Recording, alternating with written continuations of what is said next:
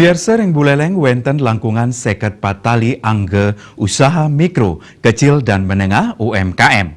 Akehan rau saking sektor perdagangan, sio saking pertanian, industri mewah jasa. Agengnya kewentenan angge usaha sekadi inucap, ngawinang buleleng sayan mepidabdap, turma usaha ngelimbakang pasar UMKM punika. Kepala Dinas Perdagangan Perindustrian Koperasi dan Usaha Kecil Menengah Buleleng Dewo Made Sudiarto Mausang ring kuentenan angge UMKM sanedahat akeh puniki sayu waktin nyane ngejantenang Buleleng madrebe potensi sane becik pisan. Selain saking adolan produk ipun kauningin UMKM ring Buleleng sampun ngeranjing ring kutus kabupaten kota terbaik nasional. Predikat inucap nyihinayang yening angge UMKM Buleleng sampun waget tur maning nelebang pisan ngenenin pawigunan digital sajroning nyokong tur nincapang pasar.